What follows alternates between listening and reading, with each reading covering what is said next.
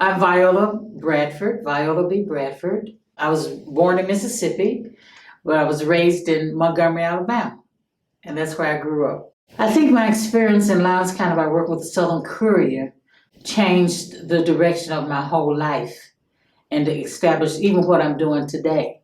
And when I was 14 years old, when the editor, one of the guys who was organizing the Courier came from Harvard, Yale, he was at Yale, I think, Yale or Harvard, as a law student. He and Jim Pepler, the photographer, he was from Penn State. I was 14 years old, and they came to my house one Friday night because they heard I liked to write and knew how to write. So we're starting a civil rights newspaper. You want to work with us? And I said, oh, sure, And so we talked that night, and it was weird because for a Friday night for two white men to come into our neighborhood was really weird. And so they came, and so my grandmother, I have permission. She gave me permission for these men to come and to visit me. And she sat there and looked through the blinds the whole time they talked to me. I think we were in a part of our house where she had blinds, and I remember she was just like this the whole time these men talked to me.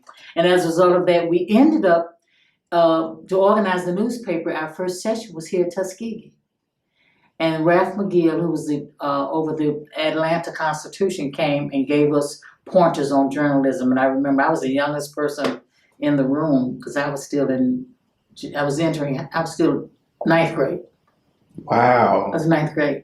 Yes. I hadn't even gone, yeah. So it was from there that I started writing. I started doing headlines, and then I started covering community things and writing. And that's how I ended up, by the time I was a senior in high school, and when I graduated, by that time, University of Alabama would let me in, the journalism department.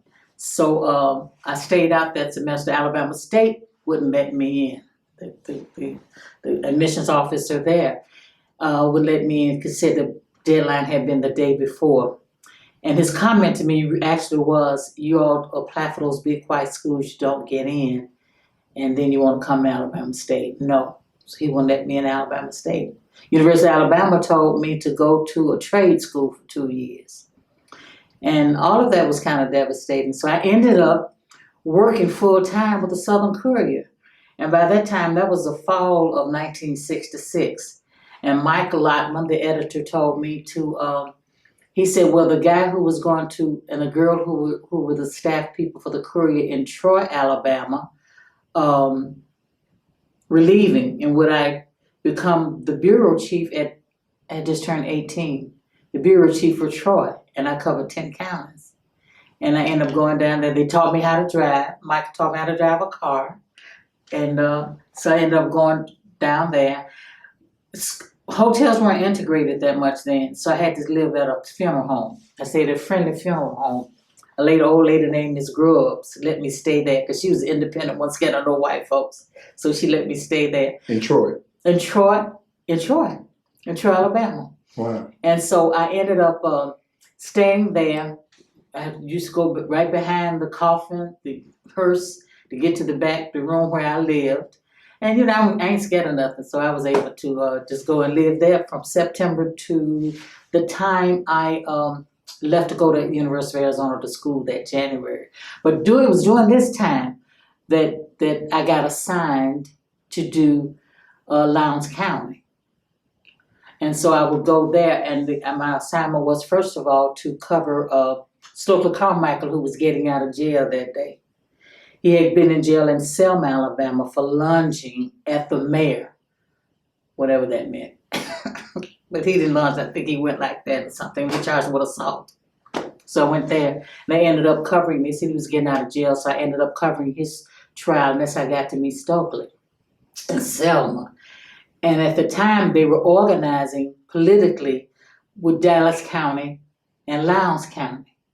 So that, because I had met him then and covered him, the work he was doing in Selma, my editor, Mike, also said, well, they got the party, it was a Black Panther party, not the Black Panthers, like California, mm-hmm. but the Black, this Lowndes County Freedom Democratic Party, and the symbol was a Black Panther.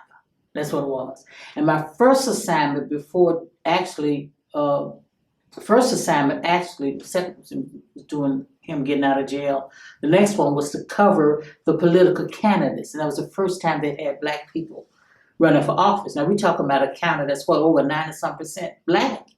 And ain't nobody voting, registered, nobody was voting, registered, holding no public office. And so my interview for the first one was Stokely wanted me to go meet one of the main guys running for commissioner. I think his last name was Smith. When I look at the old Couriers, I can give you his name. And he was running for county commission. So he and his wife invited Stokely and I to lunch.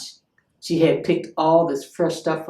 Chickens was from her yard, the tomatoes was from her yard, everything, the vegetables. We had a wonderful lunch that day. And then we ended up talking to him about running for office and for that organization, that Lowndes County Freedom Democratic Party.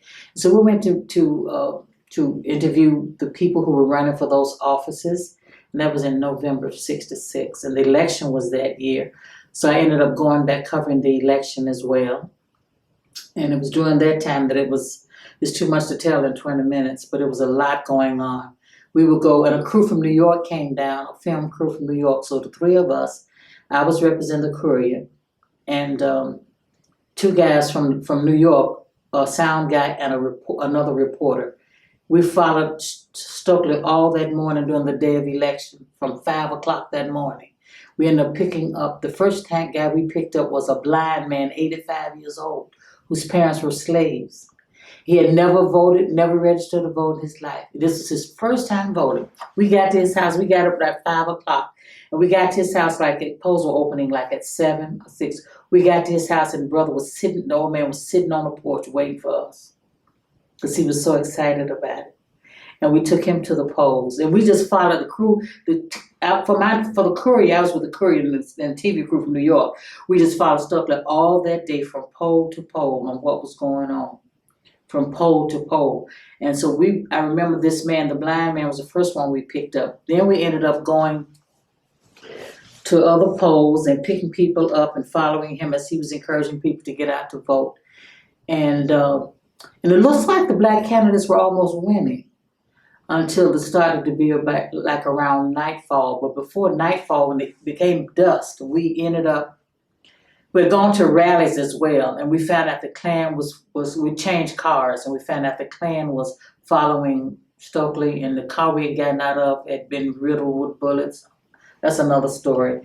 And we ended up going to somebody we thought was chasing Stokely. Stokely thought it was some Klansman chasing us. It was the two guys from New York and from a film crew, and myself on the front row of the car. And we ended up going through the backwoods, it was no lights nowhere.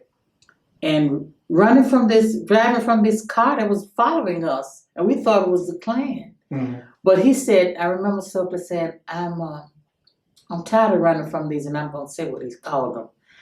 And he said, he stopped the car, and he told me to move over. I moved over, he pulled a shotgun from under the seat. I didn't even know what was under the seat. He said, I'm not running from him anymore. He got out the car, told us to get down in the car, and we did. And it ended up being, instead of Klansmen, it ended up being his people telling him that a man whose daughter had integrated the schools, he was getting ready to go vote. And at the voting place, white people beat him up, split his skull. And they were running to tell that Stokely that's what had happened.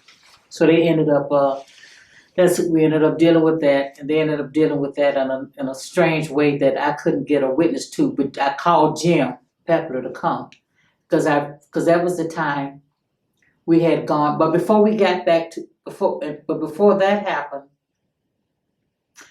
I had got dropped off at another polling place. Like I said, I'm 18 years old. Voting age was 21. And I got dropped off at a voting place, Leader-Hatchie, Alabama. And there were two older men in line getting ready to vote. They had been tutored and schooled by the Lowndes County Democratic Party.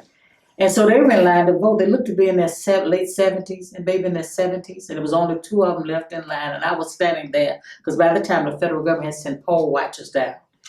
And I was watching, just observing and taking notes. And I observed that the first old man got to the counter, and he said, so the poll watcher said, do you own property? He said, only way you can vote is you got to own property. And so he said, I own property. He said, well, who can vouch for you that you own property? And so the man standing behind him, who's just as elderly, he said, I can vouch for him. I know him. He has property. He said, well, somebody, the white poll watcher said, well, somebody got to vouch for you. Now, then only two left in line. So I'm going, wait a minute.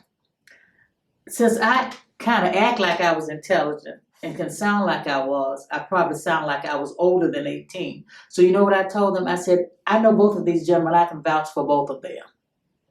And that's how those two men, they let those last two men vote that day. So by nightfall, the tides were turning. And because we had gone back to the Freedom House. And that's where they were tallying all the, the returns and stuff. That's where Charles Hamilton, Dr. Charles Hamilton from Chicago was. So Stokely introduced me to him. He was writing the Black Power book that he and Stokely were writing, the book called Black Power. So when they had found out some things were happening, Jim met me and I called Jim, I said, Jim, something's getting ready to happen. Because the black people had started losing, and I noticed that they were being brought to the polling place by their employers on the back of pickup trucks. The white employers were bringing their black workers to the polls. And we're thinking that they probably told them to vote. I ain't got no proof. We told them to vote because the tide started turning and the blacks started losing. So then it was about to be seen. And we found out, next thing I know, I found out that there's a truckload, and Jim is here. By that time, Jim had come to join me, the photographer from the Courier. And I said, Jim, something's getting ready to go down here. And then I saw where Stokely and his guys and all of them had weapons, and they were getting on the back of a truck. And I said, well, I got to go cover this. Then Stokely said, no, you're not going to go. He said, no, women can go. They went that way. So I snuck out of the place, hid behind a car. It was going to follow them. But I got tapped on the shoulder and physically moved and put back in the house. And Jim said so Jim went. And I don't know to this day, I can't remember what Jim said he saw. But I don't know what went down. But they went looking for these guys who were threatening the voters. And as a result of that, in the end, by that end of November, before Christmas was over, most of those were sharecroppers. They got put off land. Then they ended up on organizing Tent City along Highway 80. And that's how Tent City came about. The sharecroppers were kicked off because they had voted, registered to vote. So I spent Christmas Eve in Tent City with one of the families. And we got pictures of that too, where Jim came and took pictures of that too for the Courier. And I did that story for them. Is it true that, while those people was out there in tents, that Klansmen would come by and shoot in that area? I don't know, but I wouldn't be surprised. Yeah. I wouldn't be surprised. I never experienced it at that time, but I did tell you. But I can tell you that when Jim left me that night, the night of the election in Lowndes County, Jim said, "You want to ride back to Montgomery with me?"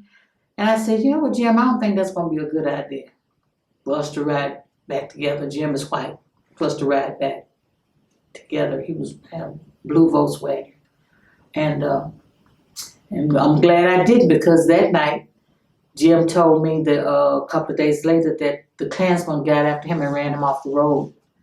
And they roughed him up, took his camera, exposed the film.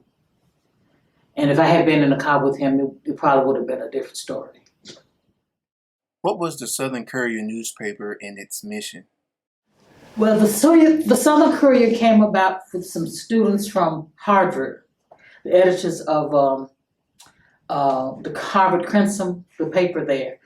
And they noticed that the predominantly white papers did not cover the black community in the South, or weren't covering them fairly. When I was growing up, the Montgomery Advertiser had a Negro page. It was one page where all the information and news on Negroes on that one page, and it had Negro page. One time they slipped up and had nigger page on there, and everything. And the editor was Inez Baskin, a woman who I knew. She was the editor, and then they had a sports editor. I can't think of his name right now, who covered the sports. And Inez Baskin was the editor of the Negro page, and she covered everything else: church, society, all of that, funerals, sermons, whatever, cook receipt, all kind of stuff. Just stuff that they would let. But I don't think it was that much about. It wasn't about civil rights though. Nothing that was substantial. Just that, puff. And so Peter Cummings and they came down. Michael Lotman, Jeff Cowan. In comes Meg, Ellen Lake, Gail Falk. All of them came down from Radcliffe, Harvard, Yale Law School. And they started in 1965. And they really wanted to tell the story of what was going on in the South from a civil rights standpoint of view, and favorable things about people of color, actually, Black people, and poor people. Because when you look at the Courier, it was just poverty. And it was about people and the masses and grassroots. And that's what the paper was for. And so they started doing that, and they started in July 1965. That was the summer when I was 14 when I started. And then they ended up, because of funding, they ran out of funds, endowments, and money was drying up, Ford Foundation. And they stopped in December of 1968. So we would cover things that the white paper was not covering. Elections, almost like an advocate too. We weren't changing the world, but we just wanted to show people what the world was really like, and do stories on everything that had to do with race relations, whether it was Black or white. It was and the reporters, we were very unbiased. We were not biased and leaning toward any particular organization. It was really an independent, nonprofit newspaper to show you race relations in the South, particularly Alabama, Georgia, Mississippi, because those were the three states pretty much that we covered. Wow. Were there any challenges as a young Black female reporter in Alabama during the 1960s? No, not that I could think of, because my editor gave me freedom to do my assignments and what I had to do. And like I said, when I was able to do Troy, I was just turned 18 years old, and I was a female, Black. The only problem I had was on the day the two editors who had been there told me, was giving me a tour of Troy. We were hungry, just hungry. We ended up going to the first restaurant, and within 30 minutes, 3 restaurants were in service. We went and sat in one restaurant, and the waitress came over and told Ellen, that was her name, Ellen, I'll serve you, but I'm gonna serve her. So and I said, oh, okay. So was this downtown? It was downtown Troy. That square? Yeah. Yeah, and so we ended up, and they wanted me to get my food out the window in the back, because that's how they used to give Black people food. You couldn't come into the restaurant and eat. Ellen could sit there, but I would have to go to the back. And this is before McDonald's. Right to the window, right? McDonald's wasn't even existing. And they would come in and hand it to you out the window. I should have thought about that and make money off McDonald's like that. But that's how the Black people got their food. They handed it to you through the window. So Ellen told the waitress, if you're not gonna serve her, you're not gonna serve me. So we got up and left. And I said, well, let's go to this place. We walked up to the door, and it had opened. And a guy came, put the sign, closed. I said, okay, well, we'll go to this one. We went across the street. The place looked like it was open, seating area, so forth. Had a window, food like McDonald's does, with the menu up there. And I said, okay, well, we could just eat here then. So the guy came and told us, he said, well, he told us they didn't have any food. That's okay. Okay. So we left, and the lady who's a very community organizer there, I never forget. She said, y'all come over, and she cooked fried chicken, greens, macaroni and cheese. Yeah. Oh my, we had a ball. Yeah, so I had that challenge only because of race pretty much, but not because I was a female. Yeah. And not because of my age. Yeah, Yeah. you explained that you carried yourself pretty well, that Yeah. you could have went for like Yeah. a 20-year-old. Yeah, the way I talk. Yeah, I look like a teenager, but I would talk as if I was real grown. Yeah, so I had, that was the only challenge I had to do probably with race, and then I was covering a state trooper had killed a young man, and I went to interview his mother, and that's one thing I never forget because when I interviewed the mother for her reaction, the young man had got shot in the back like they do now. Wow. She didn't even know it, and that's what devastated her. She didn't. I had to tell her that her son had just been killed by a state trooper, and that was down in Dallas County, because the trial was in Selma. They had gone during the break of the court. So I went to so Mike told me to say, well, go cover the state trooper. They put him on trial. So I went to cover his trial. And during the break, I ended up going across the street to Walgreens. And I sat down at the counter, and I noticed the black people looked at me like I was crazy. And I went and sat at the counter. It was 66, the Civil Rights Bill had passed. So I went and sat at the counter. And the lady told me that she told me she wasn't gonna serve me. I said, it's the Civil Rights Bill is passed. She said she didn't care. Walter, she called him. I said, who is Walter? She's the bouncer. So this big white dude comes, and he's physically getting ready to pick me up and throw me out Walgreens. I said, oh Lord, the struggle continues, Although the LCFO Black Panther Party was not successful in their first voting campaign, they still made an impact for blacks in the South. How? When you get the courage to do something, you more likely you're going to impact somebody else, because they could show you that it can be done. So they tried again until they got elected officials. So the SNCC, SLC, and it gave encouragement to the local people to do the grassroots thing. When Stokely his crew leaves and the SLC leaves, or the people outsiders would leave, then they had so many people who were strong enough to take it upon themselves. This is our community. We're grassroots. We can do this. And I think it gave them a great incentive to do that because someone had gone before them to try. And that's usually what happens. Yeah. Because I think most stuff should be done at the local level like that, without saying outsiders coming in to do it. Because white people tend to think that you're afraid you're not going to do it. The black people are afraid, our local black people, so we can keep them down. So no, you got people with strong black people. Just need a little push and a little encouragement. And that's exactly what that election and that Freedom Democratic Party did. And it just blossomed. It was happening everywhere. Black mayors here, black mayors there, black sheriff, the black sheriff, Lowndes, all of them got Lowndes County black sheriff, Hewlett, that was his name. And Amerson and Tuskegee, first black sheriff. Yeah. Mm-hmm. It started happening all over the South. And the South ended up putting more people in elected positions than anywhere in the country.